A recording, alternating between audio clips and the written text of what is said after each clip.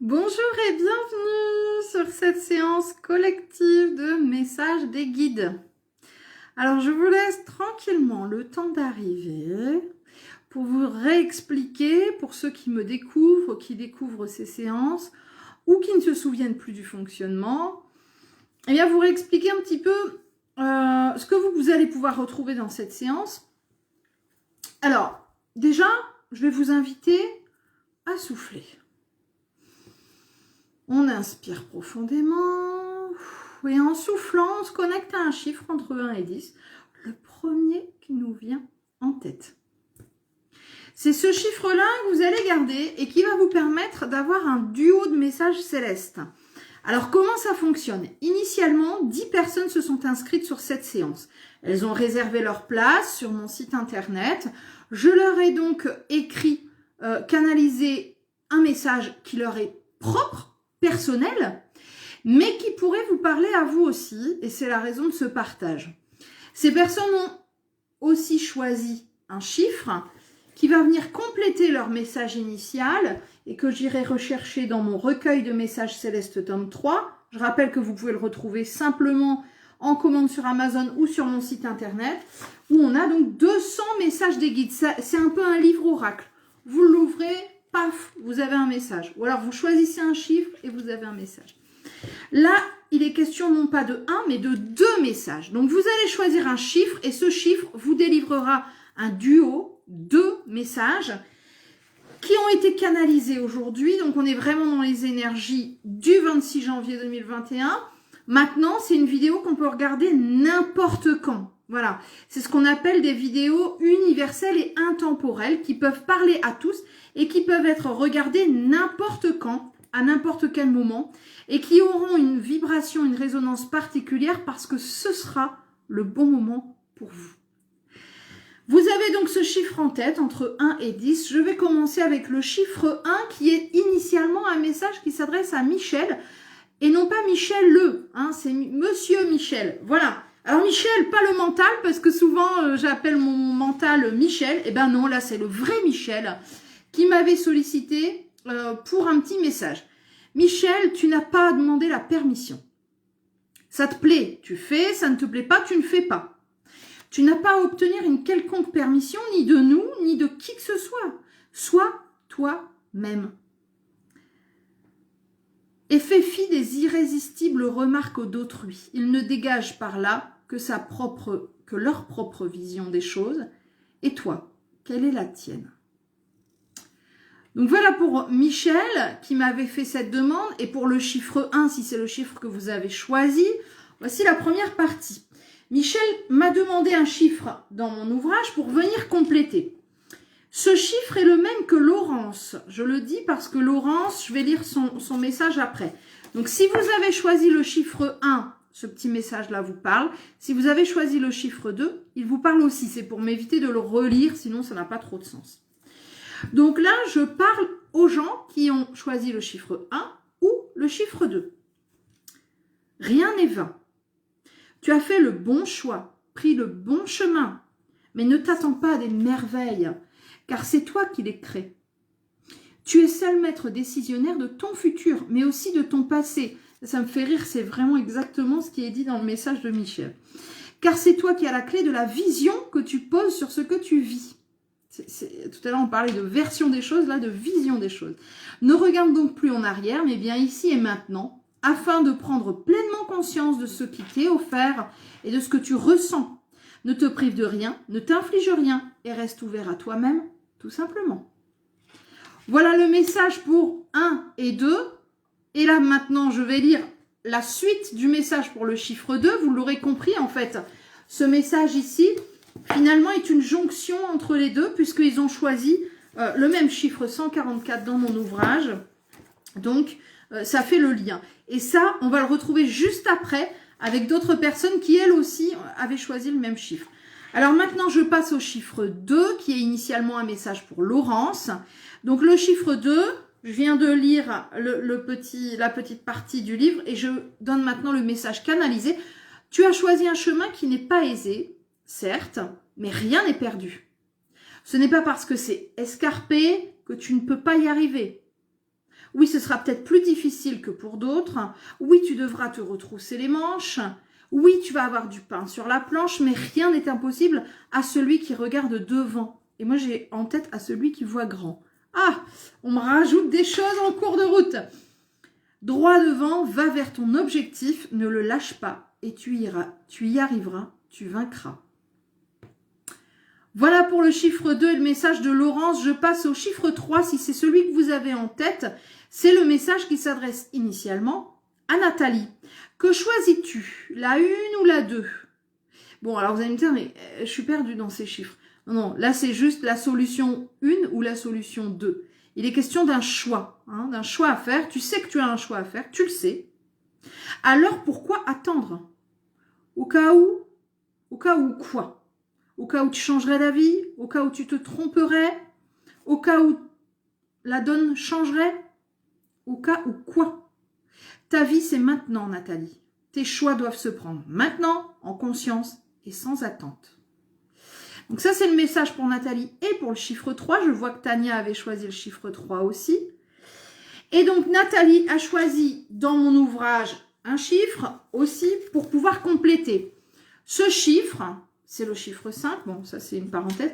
Cette partie du livre, elle va concerner donc maintenant et les personnes qui ont choisi le chiffre 3 et les personnes qui ont choisi le chiffre 4. C'est drôle, hein, mais voilà, il y a vraiment, on voit là des messages qui se recoupent. Hein. Donc là, si vous avez choisi le chiffre 3 ou si vous avez choisi le chiffre 4, ce message que je vais lire maintenant, issu de mon ouvrage, voilà, s'adresse à vous. Accepte-toi tel que tu es. Tes forces et tes faiblesses font partie de ton être. Elles sont toi. Tu t'es incarné pour délivrer des messages au monde, mais aussi en recevoir. Tu es une belle âme. Tu as de grandes qualités de cœur et nous comptons sur toi pour transcender ton individualité et partager tes belles connaissances. Tu as tout en toi, tout te porte. N'aie crainte et avance. Bon, là, il est vraiment question d'avancer hein, et d'arrêter d'attendre. Hein. Je pense que c'est assez clair. Donc, je rappelle que ce que je viens de dire là, c'était pour le chiffre 3 et le chiffre 4. Le chiffre 4, je continue et je termine avec le message initialement canalisé pour Catherine. Ne reste pas sur une trajectoire tangente. Bouge, change de chemin, mais ne reste pas sur une balance mal équilibrée. Tu es actuellement en ballottage, mais ne tient qu'à toi de ne pas y rester. Cela t'appartient. Tant que tu tiens, alors tout restera ainsi. Si tu changes d'avis ou de chemin, alors tu auras la possibilité, enfin, d'y voir plus clair. Alors là, il n'est pas vraiment question de choix, quoique, voilà. Mais il est question de se dire, bon, je suis sur une voie qui est tangente, qui n'est pas tout à fait le chemin le plus adapté pour moi. Je le sais, ou en tout cas, j'en prends conscience. Et donc, on me demande, hop, de rééquilibrer ici et de changer de chemin, de rééquilibrer la balance pour enfin y voir plus clair. Voici donc la deuxième partie du message pour les personnes qui avaient choisi le chiffre 5. Le chiffre 4, pardon. Je m'en mêle du coup les pinceaux avec tout ça. On repart sur quelque chose de plus ordinaire, on va dire maintenant. Pour le chiffre 5, si c'est le chiffre que vous avez choisi, je vais donc vous lire le duo de messages qui initialement s'adresse à Valérie. Tu es perdu. Bon, c'est déjà un bon début que de savoir qu'on est perdu. Au moins, on sait où on est. Ben si, ça peut paraître paradoxal, mais c'est ça. Savoir qu'on est perdu, reconnaître qu'on se sent perdu, c'est déjà un grand pas en avant, finalement. Alors accepte et laisse venir, la solution va arriver à toi sans même que tu aies à y penser. Voilà pour Valérie et pour le chiffre 5. Je complète donc avec la deuxième partie du message qui sera issue de mon recueil céleste, tome 3. Ne rechigne pas à la tâche, s'il faut le faire, vas-y. Tu dois te retrousser les manches et passer à l'action. Ne sois pas les bras croisés à attendre les décisions. Agis pour toi et par toi-même. Tu es en capacité de bouger, de faire changer les choses. Alors agis en conscience et dans l'instant. Tu as tout à y gagner. Cesse donc de toujours ne voir que ce que tu as à perdre. Ça, c'est joli, ça. Tu es perdu et là, on dit, attention de ne pas regarder que ce que l'on a à perdre. Il faut aussi voir ce que l'on peut gagner. On a toujours tellement tendance à vouloir tenir à tout prix une situation de peur de ce que l'on pourrait perdre, alors que si on lâchait, peut-être qu'on se rendrait plus facilement compte de ce que l'on a à gagner. Et là, c'est ce qu'on vous invite à faire pour vous qui avez choisi le chiffre 5. Je passe maintenant au double message du chiffre 6, message qui initialement a été canalisé pour Thaïs. Il n'est pas de changement plus grand que le sien. Oh, c'est pas ça, pardon. C'est un lapsus qui sûrement a tout de même un sens. Je reprends, il n'est pas de chemin plus grand que le sien. Joli.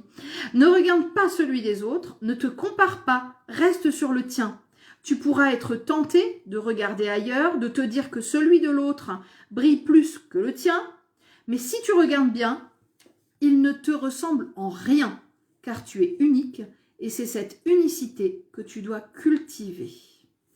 Important, ça, d'arrêter de regarder dans le jardin du voisin en se disant que l'herbe est plus verte ailleurs. C'est pas toujours le cas. Et quand c'est le cas, il faut bien comprendre qu'il y a des raisons. Peut-être qu'il a emprunté un chemin qui est complètement différent du nôtre. Peut-être qu'il a une expérience bien plus longue que la nôtre. Peut-être qu'il en a vraiment chié pour en arriver là, pour avoir un jardin. Et puis peut-être qu'il est là tous les jours sur son jardin et que c'est peut-être pas ce qui vous convient. Donc, voilà, là c'est vraiment important de comprendre ça. Voilà la deuxième partie du message pour le chiffre 6, si c'est celui que vous avez choisi, et donc pour Thaïs aussi. Il n'y a pas loin à aller pour te connecter. Tu te sens toujours en décalage, toujours en manque de phase, mais pourtant, tout est en toi. Lorsque tu te sens en inadéquation avec ton environnement, sache que ce n'est qu'une question de perception. Car rien n'est autre que ta réalité, celle que tu te crées. On est vraiment en phase, là c'est le cas de le dire.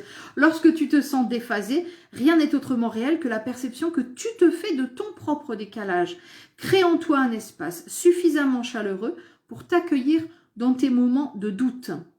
C'est cela qu'il te manque, ta propre douceur et ta bienveillance. J'ai vu que Isabelle Serre, sur sa page Les Oracles d'Isa, avait repartagé un extrait de son livre qui s'appelle le livre des Lightworkers, je crois, le guide. Voilà, le guide du Lightworker par Isabelle Serre, où elle explique qu'il faut accueillir ses émotions. Ça me semble vraiment important de le rappeler régulièrement. Hein. Hier, je discutais avec quelqu'un qui me disait, depuis tout petit, on m'a demandé, on m'a appris à ne pas me mettre en colère. Bon, je synthétise, mais enfin, en gros, c'est mal d'être en colère. Et il me dit, maintenant, j'accepte ma colère, je l'accueille. Mais yes, quoi, yes. La tristesse, c'est pareil. Moi, j'ai un peu de mal aussi avec mon hypersensibilité. J'ai toujours cette impression d'être trop triste ou trop souvent triste. Et en même temps, on doit accepter ça. Ça fait partie de la palette d'émotions. Imaginez dans votre palette, vous n'avez que du blanc et du noir. Bon, ça va pas être terrible, votre dessin. Hein, donc, alors qu'on a toute une palette d'émotions et donc de couleurs. Il faut s'en servir. Je passe au chiffre 7, qui est initialement un message pour Angélica. Alors, Angélica a hésité entre deux chiffres dans mon ouvrage, donc je vais lui lire les deux. Donc, ce qui fait que ceux qui ont choisi le chiffre 7, eh bien, vous aurez 3 messages. Jackpot. Angélica. Et vous, qui avez choisi le chiffre 7, tu dois te forcer. Te forcer à te faire confiance. Tu n'as pas du tout à accepter ce que l'on te donne si tu n'en as pas envie. Ça, c'est certain. Mais alors, c'est en toi que tu vas devoir puiser. C'est en toi que tu vas devoir croire. C'est à toi que tu vas devoir tenir la main lorsque tu n'iras pas bien. C'est en toi que tu devras faire confiance un peu plus chaque jour. Ah ben oui, voilà, hein, c'est ok de dire non, ça me convient pas. Non, ça, tu vois, c'est pas pour moi. Mais alors, il va falloir apprendre à travailler avec soi-même et à se faire confiance à soi. Alors, justement, Angélica, hésiter, c'est aussi là qu'on doit apprendre à se faire confiance pour ne pas se retrouver en ballottage. Mais enfin, en attendant, moi, je lis quand même les 2 chiffres qui avaient été choisis. Donc, Toujours pour le chiffre 7, pourquoi tu te contraries pour des choses qui n'existent pas? Tu dois avoir fait beaucoup de chemin pour avoir aujourd'hui ce regard si empreint de vérité.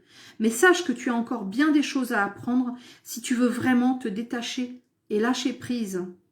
Tu as compris de nombreuses choses récemment parce que tu es de nature curieuse. Tu t'intéresses à tout et c'est très bien. Mais il faudrait peut-être en priorité t'intéresser à toi. Amorce un travail sur toi, sur ton âme. Fais en sorte qu'elle soit ta priorité. Tiens, ça me parle parce que c'est ce que je viens de faire pour ma part il y a quelques instants. Et donc, troisième message pour le chiffre 7. Hein, j'explique qu'elle avait eu du mal à choisir. Donc, allez, moi je lis les deux. Voilà. C'est votre âme qui choisira. Tu n'as pas à avoir peur de ce qui va arriver car tu es déjà dedans. Et surtout, tu es créateur, créatrice de tout ce qu'il t'arrive. Tu as en toi ce pouvoir d'agir sur les situations qui t'environnent. Même si cela peut te déplaire, sache que tout ce que tu vis t'appartient. En cela que ce sont tes vibrations, tes réactions, tes paroles et tes pensées qui l'ont créé. Ne sous-estime pas le pouvoir de la pensée, elle est bien plus créatrice que tu ne le crois. Certains de tes blocages sont donc intimement liés à ce que tu es et ce que tu fais, quoi que tu en penses. Ouvre-toi donc au champ des possibles, ouvre-toi à ton infinie possibilité, ouvre-toi à ta création illimitée et vois combien ce que tu vas développer va te permettre de t'expanser. Voilà le message triple finalement pour le chiffre 7. Je passe au chiffre 8 qui initialement est un message pour Graziella. Graziella m'avait donc fait une demande. Je m'en vais ouvrir déjà la page pour le message d'après. Donc, 2 messages pour le chiffre 8. Tu n'as rien à te reprocher. Tu dois arrêter avec cette fausse lumière que tu pointes sur le moindre de tes défauts. Ta bienveillance est en berne, au moins envers toi-même. Et c'est bien dommage. Tu dois apprendre à te surprendre toi-même avec tes propres réussites. Rien n'est plus plaisant que de se rendre compte enfin et vraiment de qui l'on est. Je l'aime beaucoup ce message, il me parle vraiment beaucoup. Je le complète donc avec le choix de Graziella dans mon ouvrage, Recueil de messages célestes, tome 3. Tu ne dois plus avoir peur, tu dois foncer. C'est ton avenir, il est temps que tu le prennes en main et que tu n'en aies plus peur. Prends enfin cette décision que tu redoutes tant, et ainsi il sera aisé de ne plus en parler. Ce sera du passé. Fonce et ne t'oublie pas dans l'histoire. Bon, message 9. Un chiffre 9, si c'est celui que vous avez choisi, eh bien c'est le message initialement, le double message qui a été canalisé pour Véronique. Tu as le droit. Tu as le droit. Ils insistent. Tu dois prendre ce droit. Ne le laisse pas filer. Tu as droit au bonheur. Tu as droit d'être heureuse. Tu as droit de sourire. Tu as droit de rire. Ne laisse pas passer cette chance. Ne la laisse pas filer en pensant que c'est aux autres qu'elle est réservée. Car c'est entièrement faux. Tu es une âme brillante et élevée qui a droit, elle aussi, d'aimer et être aimée. Ce message, il m'a fait penser au syndrome de l'imposteur dont j'ai parlé sur mes groupes aujourd'hui, dont j'ai parlé un petit peu dans une vidéo live tout à l'heure. Donc, je trouve que ça fait un peu résonance aussi. Alors, je m'en vais lire le message qui complète pour Véronique et donc pour vous qui avez choisi ce chiffre 9. Tu n'as plus à t'en vouloir, c'est du passé. On en parlait il y a deux... Non, c'était un autre message, pardon. Cesse de ressasser et concentre-toi sur ton avenir. Fais en sorte qu'il soit radieux, éclairé par ta belle présence. On parle d'âme brillante et là, une présence qui éclaire, plutôt que noircie par des remords et de la culpabilité. Tu dois te défaire de ce qui a été pour accueillir ce qui est.